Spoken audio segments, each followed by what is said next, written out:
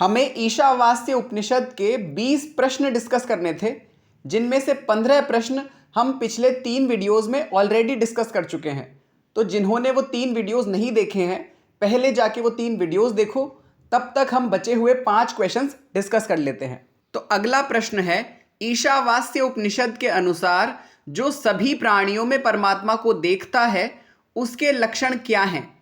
वह किसी से घृणा नहीं करता, वह शोक व मोह से रहित हो जाता है, वह द्वेष से मुक्त हो जाता है, या ए और बी दोनों।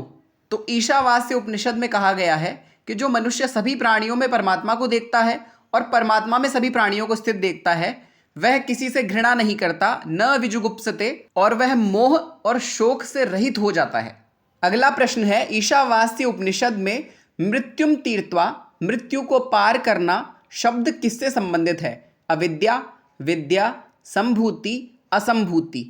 तो ईशावास्य उपनिषद में कहा गया है, केवल अविद्या अथवा असंभूति की उपासना करने वाले अंधतम अज्ञान रूपी अंधकार में प्रवेश कर जाते हैं, और केवल विद्या अथवा संभूति की उपासना करने वाले घोर अंधकार में प्रवेश कर जाते हैं। पर जो मनुष्य अविद्या और विद्या को साथ साथ जानते हैं, वे अविद्या से मृत्युम तीर्त्वा, यानी मृत्यु को पार कर जाते हैं, और विद्या से अमृत को भोगते हैं। इसी तरह असंभूति और संभूति को साथ साथ जानने वाले असंभूति से मृत्युम तीर्त्वा, यानी मृत्यु को पार कर जाते हैं, और संभूति से अमृत को भोगते हैं। तो मृत्युम तीर्त्वा, मृत्यु को पार करना अविद्या और असंभूति से संबंधित है।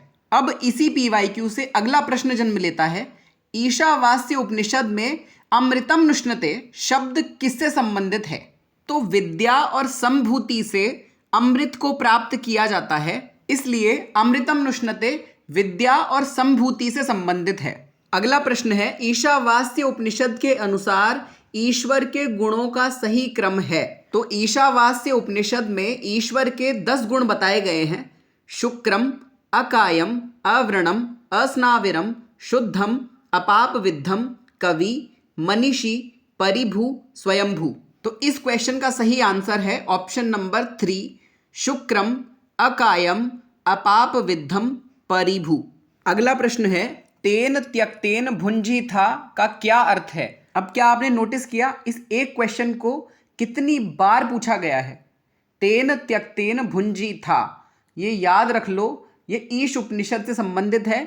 इसका मतलब है त्याग पूर्वक भोग करना चाहिए। अब श्लोक के हिंदी अनुवाद के हिसाब से तो इस क्वेश्चन का आंसर होना चाहिए त्याग, पर एनटीए ने त्याग, अपरिग्रह और मितव्ययता तीनों को ही सही माना था। इसलिए अगर कभी ये क्वेश्चन दोबारा पूछा जाता है तो हम ध्यान रखेंगे, तेन त्यक्तेन भुंजीथा का अर्थ है त्याग, अपरिग्रह और मितव्ययता।